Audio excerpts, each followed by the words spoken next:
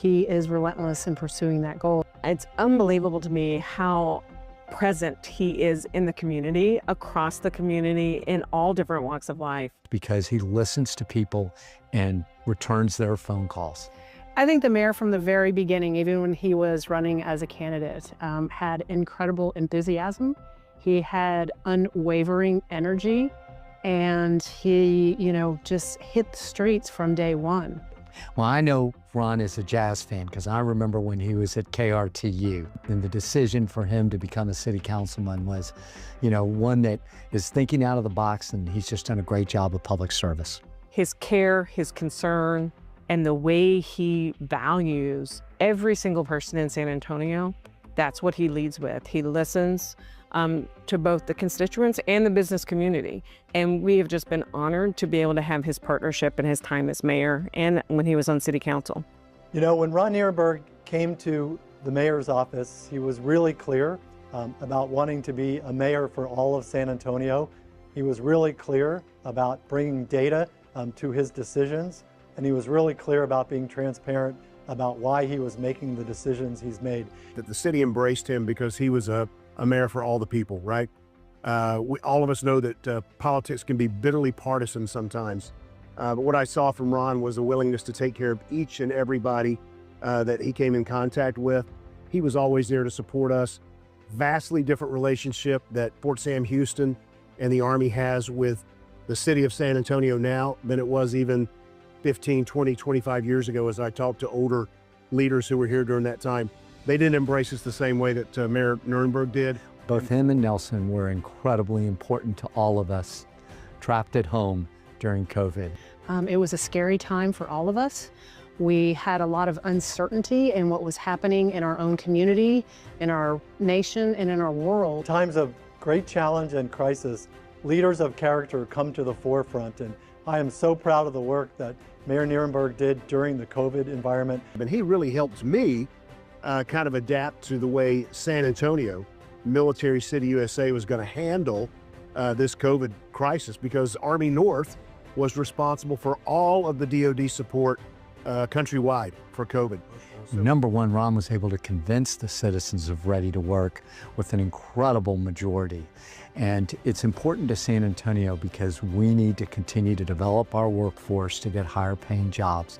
And I believe Ready to Work is doing that. And these are the types of programs, Alamo Promise, Ready to Work, Pre-K for SA.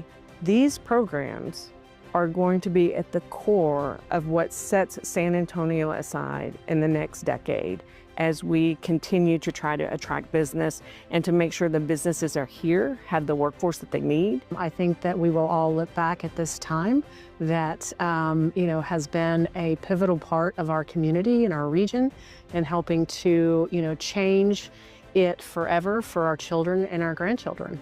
Thanks so much for your friendship. You, Erica, Jonah, you've been a blessing to us, and we wish you all the best in the future. And we're excited to see what's next for Team Nirenberg. Thank you, Mayor Nirenberg, for your dedication, your leadership, for being a great listener, and for being visionary. And along with your vision, you've put things in action that are going to set us apart for the next 10 years and set the foundation for all the success ahead for San Antonio. Thank you for your leadership and your commitment to our city. You have been a testament of someone who wants to do the right thing and do it in the right way, to bring good government to bear for all the citizens in our community, but to be a man and a leader of character. And I know from all of our teammates here at USAA, we've been blessed by your leadership. We wish you well in your next endeavors. We know you won't go far, but we know you'll do amazing things in the future. So good luck to you, my friend. Thank you, Ron, for your friendship, for your leadership, and for your legacy. We all appreciate everything. Thank you, Ron. Go Runners. We'll be seeing you at the games this fall.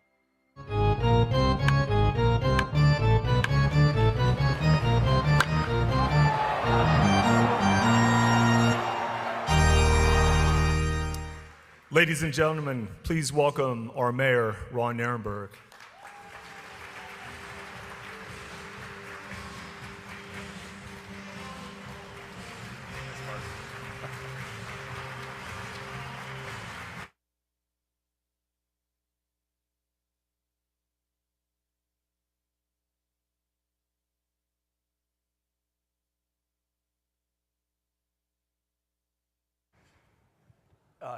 Josh Brodesky is going to be jealous with all this love. He's going to want to bring you back to the editorial board to, you know, to pat down all of this admiration. Happy to come.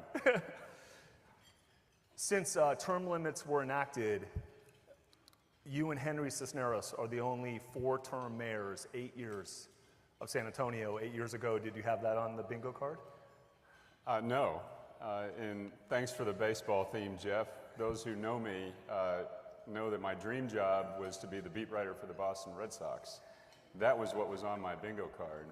But I fell in love with public service really as a father who wanted my son to experience San Antonio, find opportunity here in the same way that I did, and that has become my life ever since. That started really through an experience with the Chamber, believe it or not, and inspired me to learn more about San Antonio and get more involved in San Antonio through programs like Leadership San Antonio, and took a flyer for running for city council, and here I am.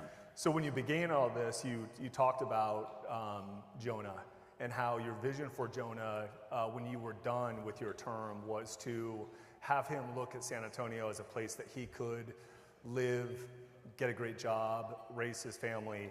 As you think about your 8 years, I'd love some self-reflection on how you think you've done. Have you accomplished what you set out for?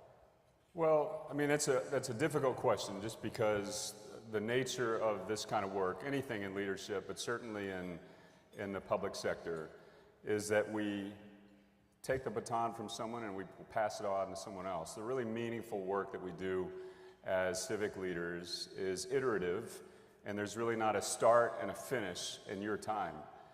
And so, to me, I reflect on what does it mean for my son to be able to be in a city and thrive in this city, and it's two things. One is, do our young people find economic opportunity here? Is this a place where our young children can be raised, get a good education, and find a job within their career field? Increasingly now, that is the case. We've seen diversification of our industries. We have recruited and grown businesses here in industries that we never would have thought of before.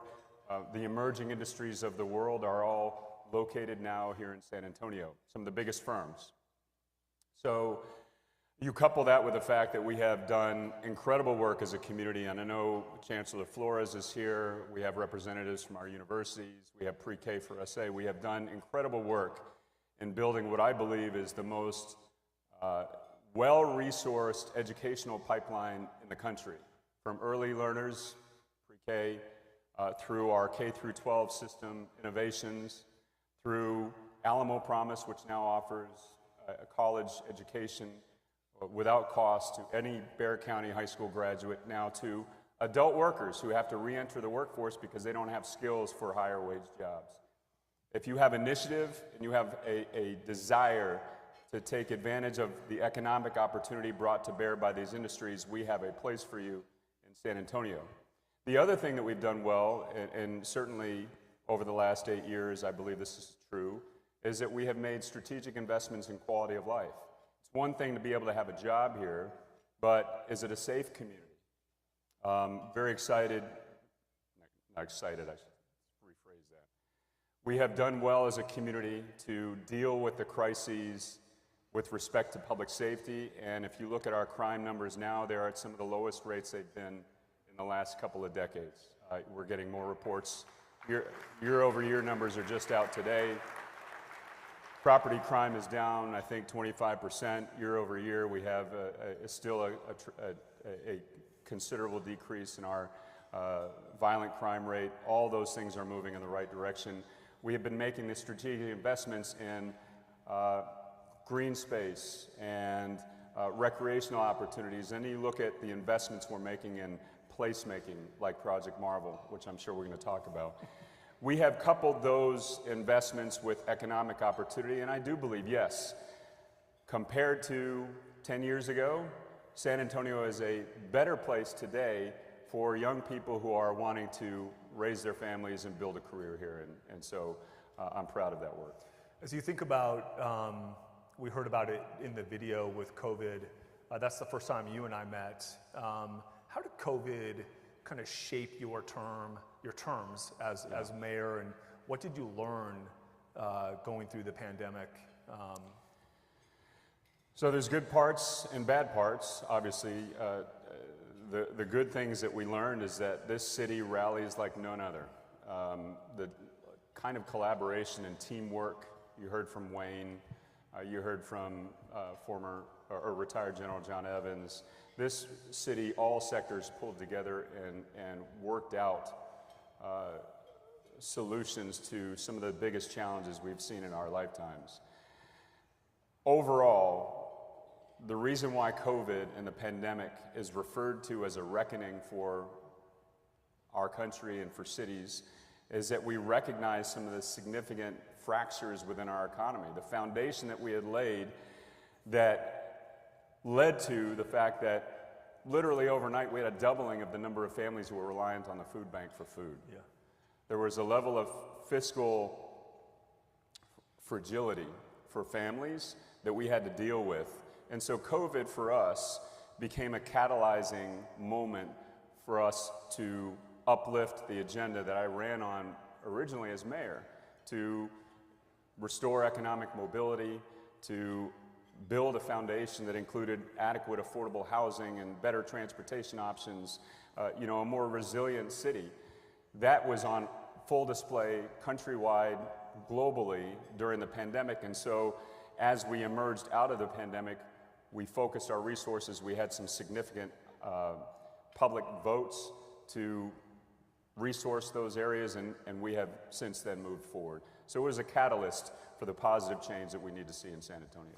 You, a couple weeks ago, I talked, I was at a chamber meeting and spoke, and someone asked me what I believed were some of the most important kind of future elements to San Antonio, and you've already mentioned Mike Flores, who does just an incredible job. I think also Taylor Amy does an incredible job, and the answer I gave was hire our kids, keep our kids home. And so how does Ready to Work, how have you thought about training, vocational trades, even UTSA, Alamo colleges? How do you think about keeping our kids home so that the USAAs, the Toyotas, the Valeros are hiring our children rather than looking for kids in other communities? Well, let me reflect on the first part of your comments first and just say that we are very fortunate here in San Antonio right now. I believe we're living through a golden age of higher education here with some incredible leadership at that level. I mean, we mentioned Chancellor Flores, you mentioned President Amy, I would add to that. President Evans over at UIW, you had Vanessa Beasley at Trinity, Abel Chavez over at Our Lady Lake. We have visionary leaders throughout the higher education space that are working together in collaboration to build that pathway to opportunity for students who are in school.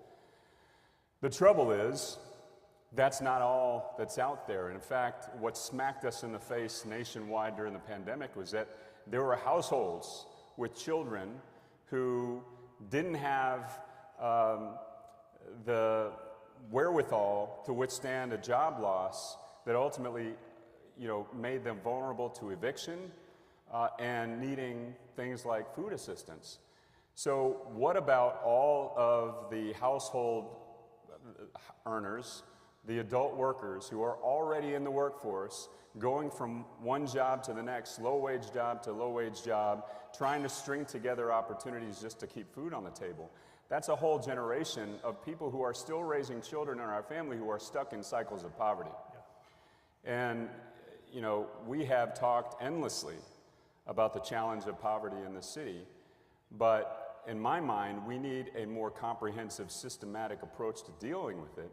And so how do we get adults into a situation where they have access to better paying jobs, not just for the purpose of, being able to afford the bills, but being able to ensure that the families, the children of those parents, have better opportunities to fulfill their own education.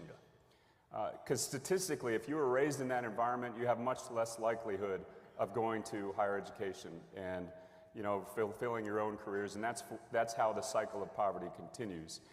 And I'll tell you, and we should be frank with our children, if you don't have more than a high school diploma, you need a post-secondary credential, whether it's an associate's degree, bachelor's degree, technical certificate, or something else, if you want to work in a job that pays better than a poverty wage, period.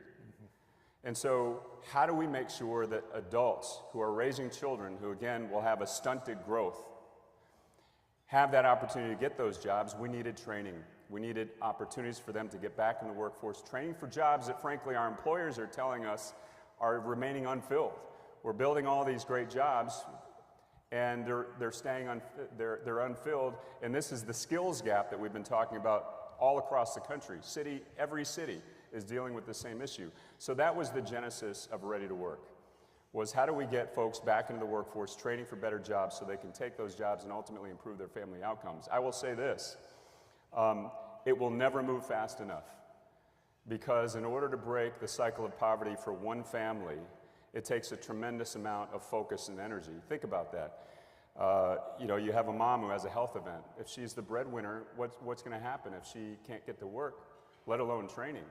A car payment, a missed house payment. Now they're struggling for keeping the roof over their head. So there is barriers that life presents that keeps someone from being able to train and move on to a pathway of economic mobility. That is what Ready to Work is about, eliminating those barriers. And we do it one person at a time.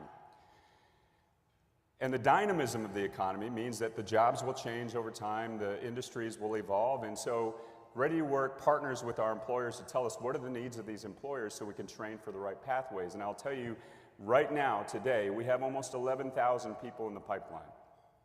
We've had over 2,000 people complete and be hired onto new jobs. We've got more than that in the training pipeline, and these are training certificates that sometimes take as little as 6 weeks, but thousands of them are training for careers that take a little bit more training, so there's an aging process to that whole training pipeline. I'm getting very wonky, I know.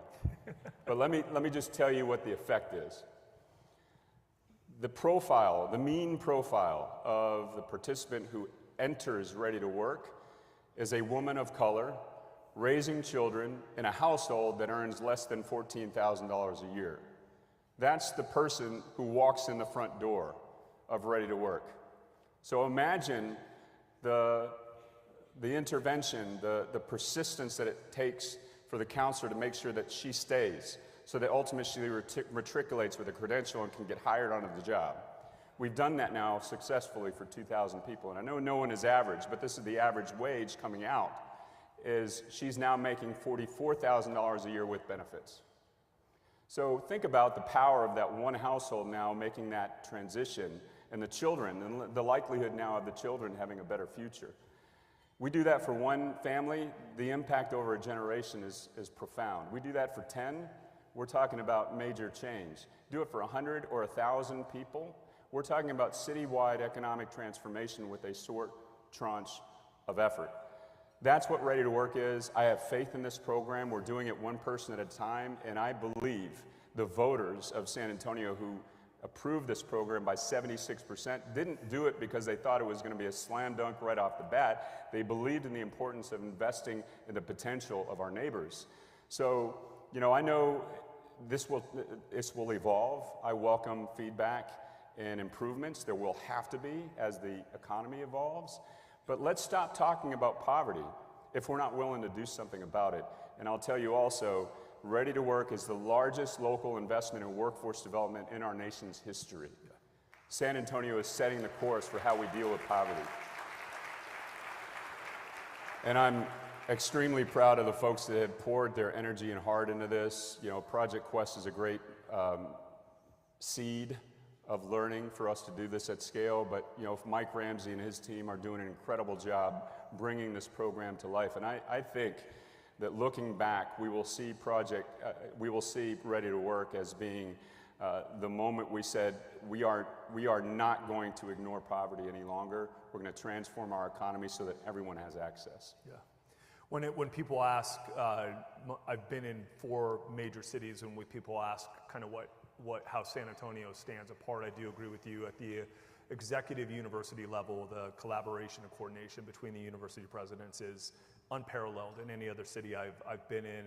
And I would also say the same is true across kind of the high functioning relationships between the mayor's office, city council, city manager, fire, police. It's pretty amazing. I want to talk about growth though. 3 out of the last 5 years, from a census perspective, San Antonio has been the fastest growing metropolitan area in the United States. You helped pass a historic housing bond. What do you see for housing? And we're going to talk about SAWS and CPS as a follow-up. Talk first just about affordability in the city. Every city in the country, if not the world, is calling this a crisis of housing affordability, and it is true. If you can't afford the roof over your head, nothing else matters. It's the foundation for economic security. San Antonio has a model housing affordability program, starting with a framework that now is an implementation plan, an actual business plan, and we're doing yeoman's work because of the public voting to approve the housing bond. We have had over 4,000 homes preserved or produced. And we've got, I think, another 5,000 in the pipeline. Then we're well on our way to achieve the goals that were set initially in the Strategic Housing Implementation Plan. It's really just making sure that we have a supply of housing at every income level, and it's going to require us to facilitate that development or preservation at every income level. For market rate, it means that we just have to get out of the way, let developers do what they do. For affordable at the lower income range and a deeply affordable housing, it means that we've got to subsidize. We've got to do things like gap financing, et cetera. So that's what the housing bond has allowed us to do, and that's what the plan enables us to do. San Antonio is staying ahead, though, of a tidal wave. And I go back to this, Mark. We're never going to solve the housing affordability issues of the city if we're only focusing on the cost of housing. We've also got to make sure that we lift people's wages and economic outcomes so they can afford the market that's being generated here in the city. In my favorite newspaper, we have been covering a really interesting development in the Hill Country. 9 developments north of 1604 outside of the SAWS reach have on some levels been put on hold by the Canyon Lake water facility because there's just not enough water. So as you think about the growth of this city, it comes up a lot with Project Marvel. Can you talk about just the importance of SAWS, the aging infrastructure, what you see for water health in this city as we move forward in the next 5 to 10 years? Yeah, well, 2 things.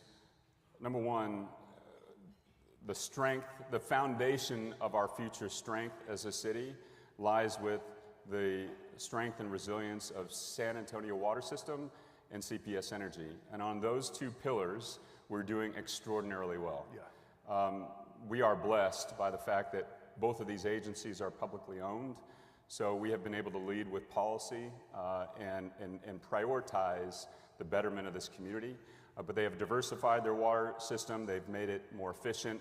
They are investing in the infrastructure ahead of the game. We're dealing with things that mostly get ignored in other utilities, such as the water loss due to aging infrastructure. So they've been ahead of the game. We've got to continue to put the pedal to the metal there. With CPS Energy, the same thing. You know, being ahead of the game in terms of capacity with the growth that we know is coming in demand, extremely, extremely important. That being the case, the greatest weaknesses of both systems are 2. One, making sure they continue to have political support at the local level, but also at the state and federal level, and that's a big challenge.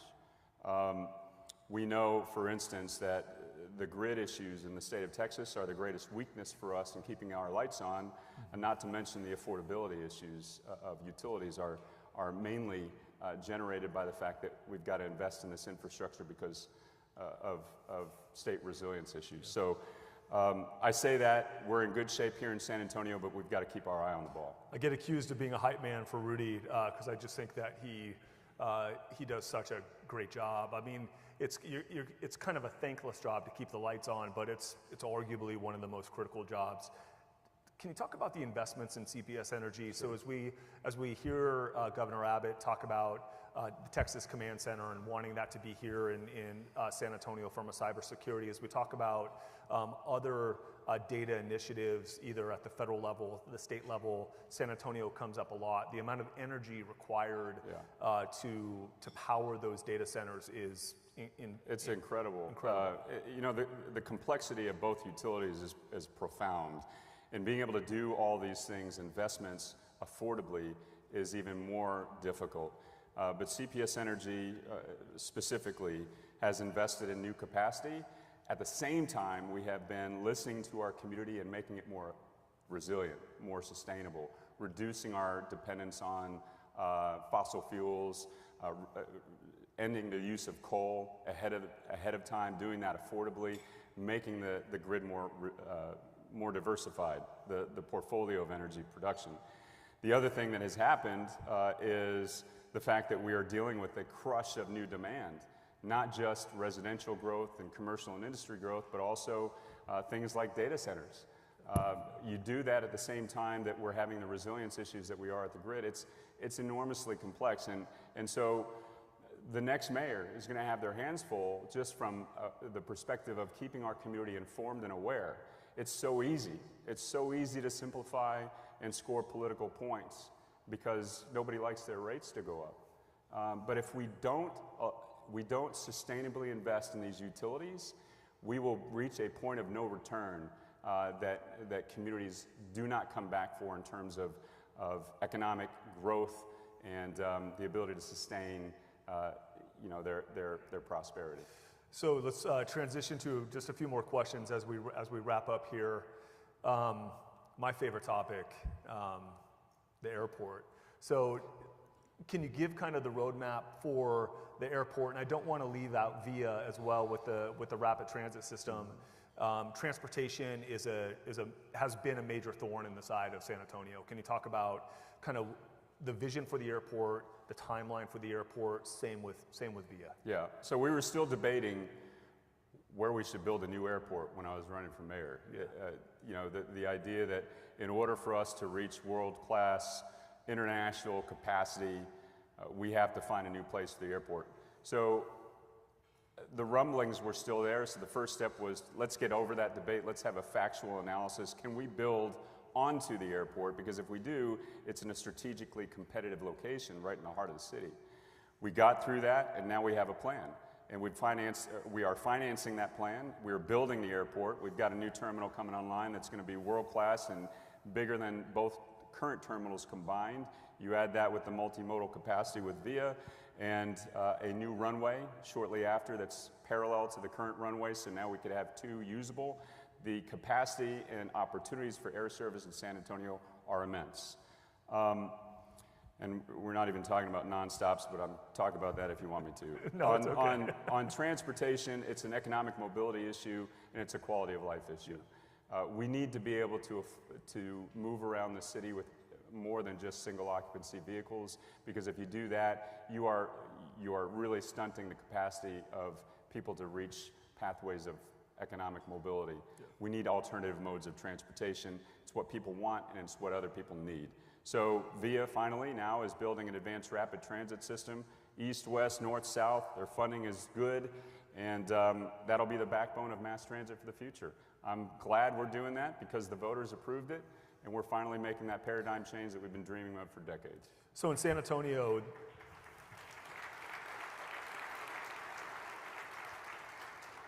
the question that I get and receive the most from people in this room revolve around, I think, many of their favorite topics, which is economic development. You talked about ready to work, talked about the housing bond, transportation, the collaboration and excellent work at the university level. This city needs more jobs. As you think about economic development, specifically Project Marvel, what do you see? What is important about Project Marvel outside of keeping the Spurs in San Antonio? What is the economic impact of Project Marvel, and how do you see this moving forward, especially with you leaving office? Yeah, well, so the economic development potential and the growth of San Antonio is happening because we're building a great workforce. Yeah. That we have workforce opportunities here through educational investments. We're making the quality of life investments. We have housing availability. So people want to be here because they can afford to live here. And they can have a good education and have jobs. With respect to Project Marvel, we have one of the most unique downtowns in America. And rather than looking at downtown as a collection of projects, individual projects, now we can create a space that we have talked about being a place where sports and entertainment is focused. And so we have an opportunity now to develop all these landmarks in a way that allows more locals to enjoy it and has what can be the future of the Spurs here. It's also an opportunity for us to address the expectations that were made on the east side about economic development and opportunity and the kinds of amenities that the east side residents have been wanting for years. If we work together as a city and a county and the Spurs, we can develop a plan that works. And I believe we're doing that. The opportunity that it presents is quality of life for residents and, again, to make good on those expectations that were laid many, many years ago. So I am a huge supporter of Project Marvel. And I believe that we will achieve it in a prudent, effective way, and that's what we're embarked on now is the community development process. Yeah. Project Marvel requires a lot of interaction between the city of San Antonio and the state of Texas. Another question I get quite a bit, and I think it comes because political theater has become as important as political activism. How's your relationship with the governor's office, and what do you see in terms of the relationship between the state and the city of San Antonio as it relates to further economic development in regards to just investment? So we work together on issues that matter to San Antonians where we can agree. And I'll tell you, in just about every economic development project, it's the city and the state and the county working together. It doesn't mean we agree on everything. And so we focus on those things where we agree, and then we try to hammer things out where we don't. Good answer. Last two, I'd be remiss not to ask you a question about the largest employer in San Antonio, which is Joint Base San Antonio. This relationship the city has with the military is incredibly special. What do you see for the future of JBSA, all of the military personnel that call San Antonio their home, and the future of the military as an employer in the city of San Antonio? One of the strengths of San Antonio from an economic standpoint, but also a cultural standpoint, you can't separate the military heritage of San Antonio and this community. So I believe that will continue to be cultivated. We are positioned as the center of military medicine, cybersecurity, air education, and we're the home of Army North.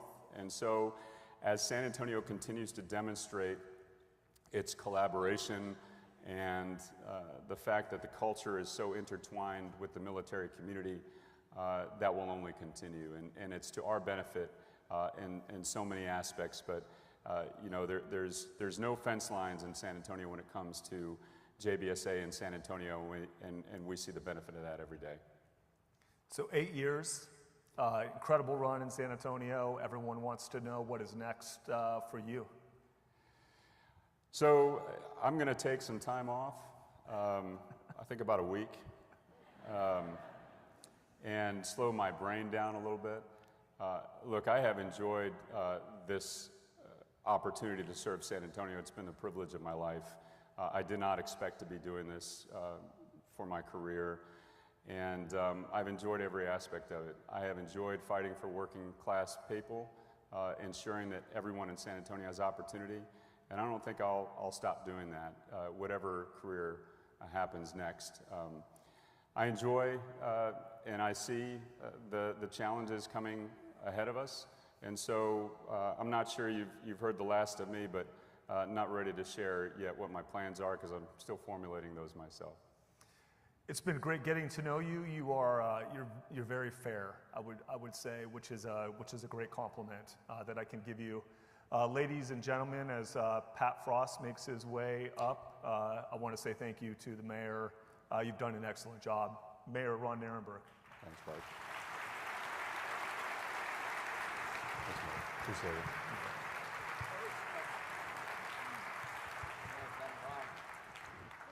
First, let's give a round of applause to Mark Medici.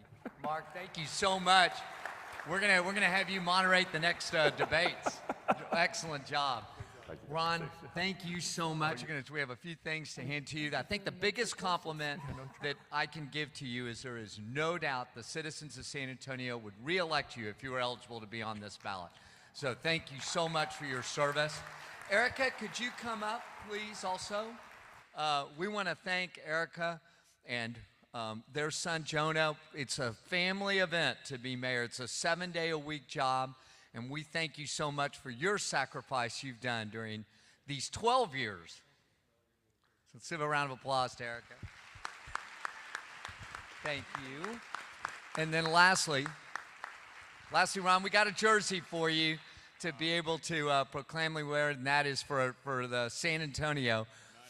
You also are going to get a suite at the Missions that we're going to give you a night that you pick the children's charity of your choice that you can host in that suite, and to be able to teach them how to be Red Sox fans. Thank you. Jeff. Oh, yeah. Thank you. This is yours, Mayor. Congratulations. Ladies and gentlemen, thank you for being here and spending this afternoon with us. It's a great afternoon. Mr. Mayor, again, one more time for our mayor, Ron Nirenberg.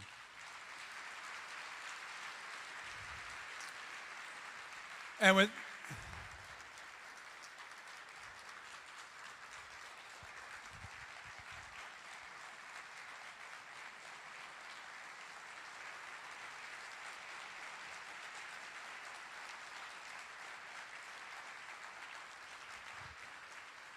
with that, we say thank you, and we are adjourned.